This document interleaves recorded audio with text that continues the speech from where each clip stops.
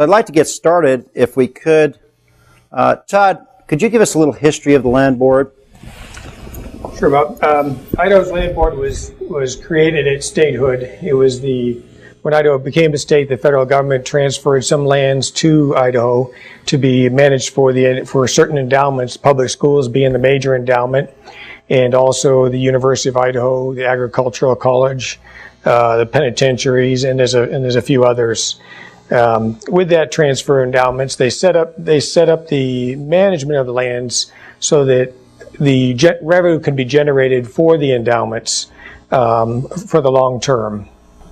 So how is that revenue generated currently? 80% of that revenue comes from timber sales. So the founders wisely set it up so that Idaho had an economy of substance to provide the jobs and the money for the endowments. So does each county have a certain sector of land that is put towards the endowment, or is this just one piece that's put any place in the state? For the public schools, section 16 and 36 was set aside for public schools in each township, and then the others were determined, at statehood for the other endowments, which parcels would be allocated for those. Bob, if I could interject, sure. You asked about the endowment and the money. The land that was granted to Idaho can be sold or leased out, and the money that comes in from that goes into what they call a permanent endowment fund. Today there is $1.6 billion in the permanent endowment fund. That money is in a locked box and cannot be spent.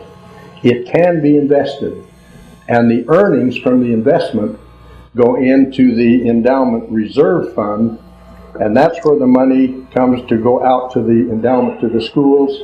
80% of that money, the interest money from that permanent fund, will go into the public school system. And the other endowments then, as Todd said, there's 9 endowments total, but the public schools get 80% of that money, $1.6 billion that are locked up. They can be invested but not spent. Well, who has the choice of making these investments? The Land Board members. The Land Board. And the Land Board members are the governor, Secretary of State, Attorney General, Controller, and the Superintendent of Public Instruction. 5 of our constitutional executive branch officers serve on the Land Board. Okay, so we've got these 5 constitutional officers serving on the Land Board, and they're deciding on where the money goes. Now, as I understand it, the Land Board has been divesting itself of some of the forest land and buying commercial businesses with it. Is that correct? Yes. Todd, do you want to? They're not really so much divesting. They haven't been selling off the forest land for the commercial businesses. The commercial business acquisitions have been coming from exchanging the leased lots they have, or cottage site lots on Payette Lake and Priest Lake. So they're exchanging these residential lots that they own for the commercial properties. But they've got a resolution that was pending in the Senate that would allow them to sell that forest land. Am I correct that we go from 320 acres to 6,200 acres if this was passed? From 320 to 6,400 acres. Okay. If that amendment is passed. And the other part of that constitutional amendment, SJR 105, states that right now the Constitution says that the only way the Land Board can sell these lands or lease them is to go to auction, public auction. Mm-hmm. And of course, the more bidders you get, the higher price you're going to get, like a farm auction. Sure. You want a lot of people there to bid. And they want to change that in the Constitution to do away with the auction requirement. And I think that would be a terrible mistake. What would be the purpose of taking away the auction bidding situation and changing it to a marketing of the properties? Well, the Land Board members have said that they want to be able to operate like any other business in the commercial field. Well, government is not just any other business. So they want to get rid of the auction requirement so they can just go out on the market and buy like any real estate company or without any restriction. But aren't they competing with other businesses in the different places that they have these commercial buildings? Sure they are, yeah. But going back to the auction, in the Constitution it says they're required to make the maximum amount for the endowments, and it specifically says the way to do that is by going to a public auction. So what they're doing, Bob, is I mentioned the 3.6 million acres that was granted to Idaho at statehood. Mm-hmm. They've sold off enough of those. Now they're down to 2.4 that they have left. And the money from that is to go into this locked box, the permanent fund. Well, they're pretty smart because before the money can get into that locked box, they're diverting that and putting it into what they call a land bank fund. So the land board has their own bank, and that money goes in there. And what they're doing with that now is buying. I have a list here: commercial businesses, apartments, parking lots, restaurants, mobile home parks, hotels, office properties, industrial properties, retail properties, congregate care facilities, and ski resorts. But then they'd be they'd basically be out there and they'd be challenging other businesses for the markets. That's right, and one of the bad things is that when they become state property, they don't pay taxes. So now they have, if they're competing against another private company, if you had a private company, and Todd has, you have to pay property taxes. The state doesn't pay property tax or any tax. Well, why would the counties allow them to do these exchanges? I mean, this seems to be very detrimental to the tax situation, especially in some of the smaller counties. Yeah, the Canyon County just finally stepped up because there was a couple of land exchanges proposed. There was a land exchange proposed for Canyon County, and when the commissioners realized it was going to take about $35,000 off of their county payroll or tax assessments, they went to the land board and spoke up, and they were instrumental in stopping the last land exchange they tried to do.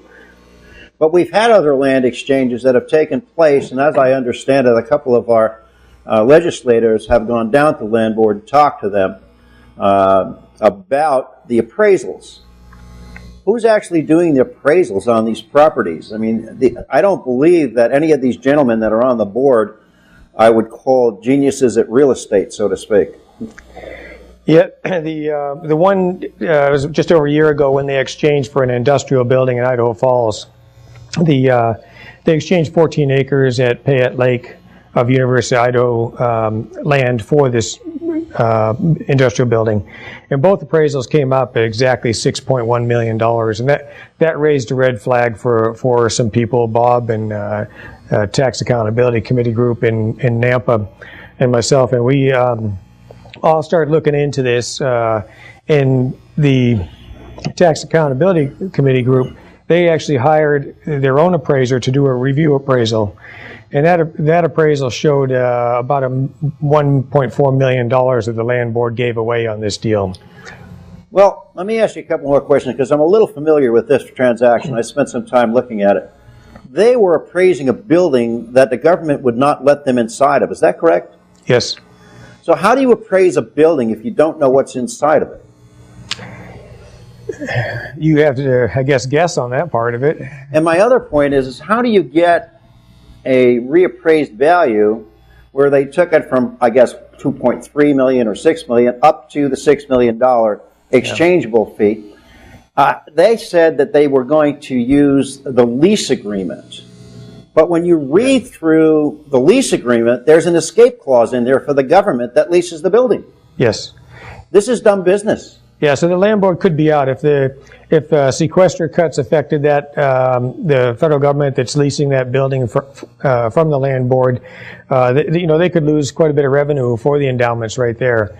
That was the other part about the second red flag. Besides on the appraisal, is the county assessment on the building was $2.2 million, which was a big difference between the $6.1 million. Right. And then in looking at the land board's appraisal on that, the comps were all taken from out of state. There weren't any comps provided in state here. The comps were from, I think, Texas and Utah. Those are comparable appraisals. Yes, comparable appraisals. Well, how do you have a comparable appraisal when you don't know what's inside the building? Not only that, why would you even buy a building without seeing the inside of it? Yeah, you can't have a comparable. The problem there, Bob, is that This building is a very high security building for the U.S. government, and there's equipment and items in there that they could not let the public know about. This Battelle Corporation is doing the operation, but it's part of the INEL operation that takes place, and is very highly secretive. They did get into part of the building, but they couldn't see all of it. But the IW4 Corporation built the buildings from somewhere around $2 million, sold it to trade it to the state for some property up by Ponderosa Park in McCall, worth $6 million.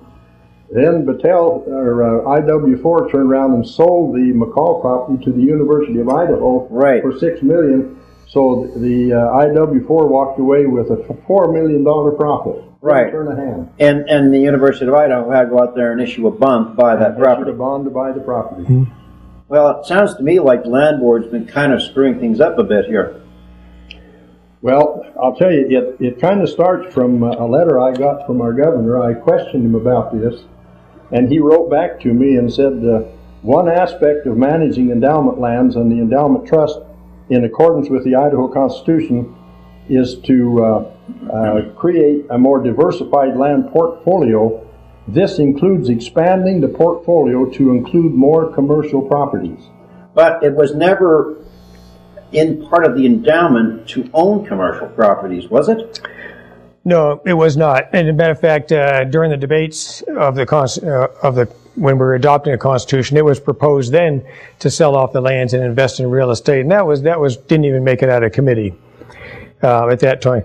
In 1998, there was a constitutional amendment here in the state, and the voters approved it, thinking we could make more money for the endowments. And the whole reasoning and the pitch for that was that they wanted the investments were once revenue was generated from mining or timber or grazing, it was put into the permanent fund and invested in bonds. And the bonds were yielding about 4% return. They wanted to boost that return up to about 6%. So the Constitutional Amendment gave them the ability to do other investments, which was the stock market, which is what they wanted to do. So you went from a renewable resource in the forest to a very risky resource in terms of the stock market.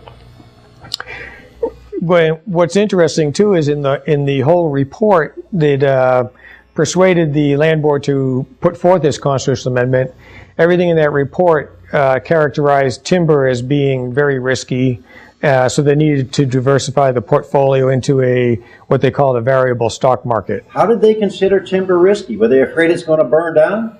There's fluctuations in the market all the time, but when the market goes down for timber, the revenues are just a little bit less. You're not gambling where you actually could lose the revenue. Yeah, but when the market goes down for commercial property, it goes down. I mean, we saw that happen back in 2008 and 9. And there's not always a recovery from that. In their midterm strategy plan in 2010, the department wrote this, and talk about timber, and they recognize, it says, no question, timberlands and forest management have produced a solid historical return for the trust beneficiaries. In fact, about 85% of the annual distribution to the beneficiaries come from timber activities. So they know that. So they're admitting that, and they're still going to buy this commercial property. So let's take a look at the last 4 years. Have they increased the value of what they're bringing in terms of dollars for that endowment fund to give to the schools, or has it remained pretty steady? It's remained almost steady. The last report I have shows in 2010 they gave the schools $31 million, a little over. 2011 it was $53 million, but there was a special appropriation, $20 million, made from the legislature to help boost up education. So that was still $31 million from the endowment. 2012 was $31 million too. 2013 was $31 million too. So there's really been no change in the amount of money coming in, even though they spent all this money on commercial properties. I always looked at commercial properties as basically a depreciating asset that you have to keep up at all times. There's not an awful lot to keep up growing trees. Maybe you got to plant a few more. Yeah. But when you've got to put a new roof on a building, or you've got to fix a stairwell or a heater or whatever it might be, an air conditioning unit, that costs a lot of money. Yeah. Do these guys understand this? Well, I'm not sure, Bob. I think they do, but they want to hide some of this. Hasn't been very noticeable to the public that they've been acquiring these commercial properties and businesses as such as the affordable storage unit. They have 23 commercial properties now, a lot of office buildings, a couple industrial buildings, and the storage units, like I mentioned. And this last year, the 2012, on their annual report by the Department of Lands, they showed a 22.5% return for the commercial portfolio, which was actually, it would be a great number, but that was using an accrual method of accounting. The Land Board is required to use a cash basis accounting. Well, why are they using an accrual?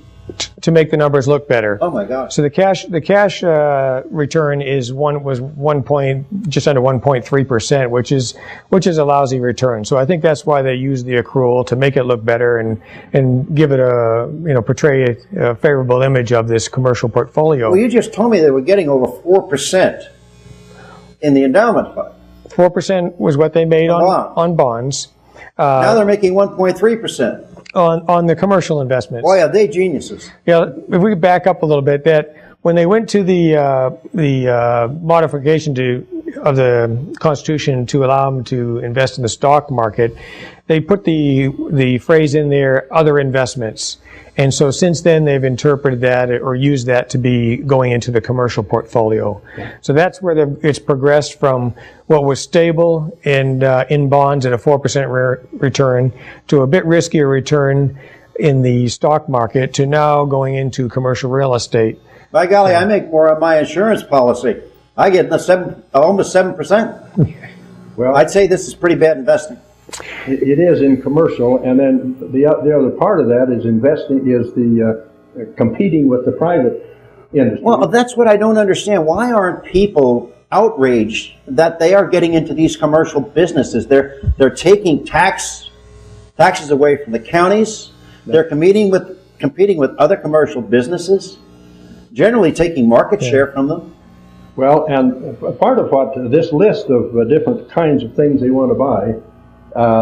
I've listed they're higher risk, they're non-liquid, they are non-tax-paying assets, and they compete with the private sector. Look, I've spent 35 years in the financial services business, and I'll just have to look at that and absolutely agree and wonder why they're doing this. Mm-hmm. They have put a moratorium on doing some of these exchanges now, but the last one that the Canyon County commissioners came to the meeting and complained about it. The land board wanted to exchange some lake lots for a commercial building in downtown Nampa. Right. The commissioners came over and explained to them, you're taking, once you buy that commercial building in Nampa, it's going to remove $31,000 from our tax base. And the buildings in Idaho Falls are quite a bit more than that. So it is hurting the county tax base. But my question here is, how do you take lots on a lakeside property and equate them to a commercial piece of property in Canyon County? I mean, there's no similarity. How do you figure this out? Well, the law says that they can exchange land, endowment land, for other land. Now, the land board would tell you that land is not dirt. That's buildings and anything on the land, on the dirt. But they just do that. It's just nobody's questioned them or stopped them. And a good solution, Bob, I think, is they want to get rid of divest themselves of the lots on Payette Lake and Priest Lake. Because of the leases, is that correct? Because of the leases. It's been a nightmare for them. They've raised the rates up quite a bit. There's been a lot more litigation they've had to get involved in with that. So with that, a better solution, I believe, is exchange the properties for more timberland. There's a lot of private timberland going on the market nowadays. Potlatch has been selling quite a bit, and other companies. If timber is the 80% of the revenues we generate for the endowments, let's multiply that portfolio, that side of the portfolio right now, create jobs with the timber industry. would be logged the same amount it is now, so it's not increasing the amount of logging. It's just bringing more of that revenue to the endowments from the private sector. Well, if that's where we get most of the revenue from the endowment fund, because I can see from the numbers that seems to be the steady place to get the money. Yes. In the commercial business, you just don't know what's going to happen there. But I need to ask you one more question about the timber. Do they give all of these companies, these timber companies, an opportunity to bid on the cutting of this timber and buying of this timber? Yeah, right now it's open to anybody. That you could go and bid on a timber sale. Bob could. I've bought a couple timber sales from the state before, and I've bought federal sales. But right now it's open to anybody. So, that, as far as we know, is a pretty open situation. So we don't see any hanky-panky going on there. Well, we do. There's, okay, I'm sorry. I got about 3 years ago, the land board tried to implement a pilot project called delivered product sales, and in that they were going to start marketing. Instead of just putting a timber up for auction, they were going to start marketing the timber themselves. So the land board would hire their own logger to harvest the trees, sort it, and then they would market to the different sawmills. And in this process, the land board passed this, and in this process, to be a qualified logger, you had to fill out quite a bit of paperwork for the land board. And if you were qualified and I was qualified, and we're both competing, bidding on this timber sale.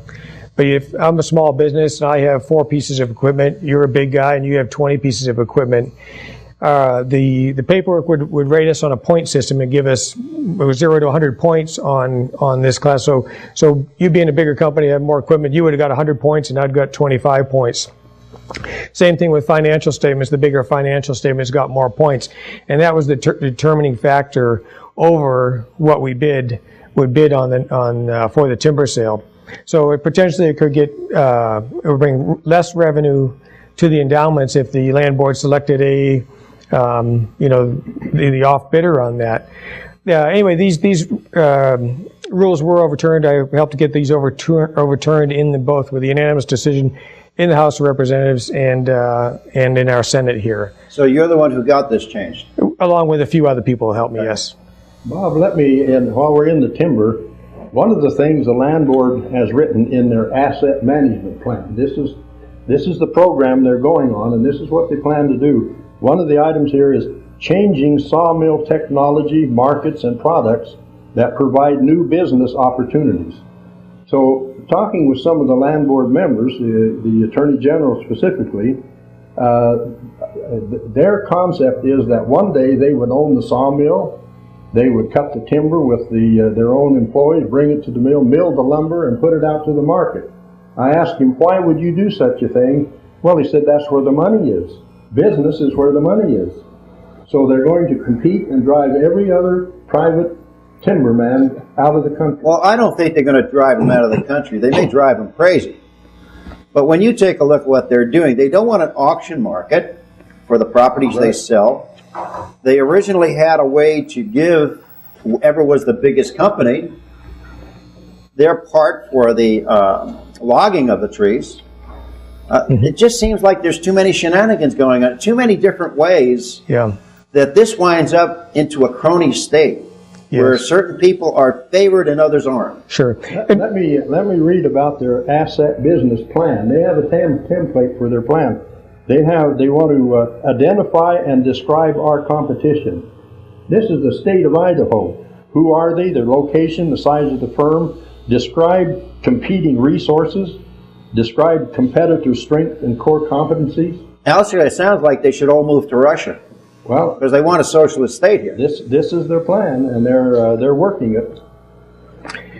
Well, I don't know where we're going to go from here. What do you see happening in the next couple of years or even couple of months if we change offices and we have some new people in there? Can we turn all this around? What would happen if we sold those commercial properties Will we take a big hit on them? Will we have to carry them for a while? No, we wouldn't take a big hit. We could exchange those back the other way for some some good properties that would generate a better revenue, create jobs. We look at the school endowments as the biggest endowment we have here, where most of the funds come to. But schools get a lot more money from the sales tax. That's the main source of income.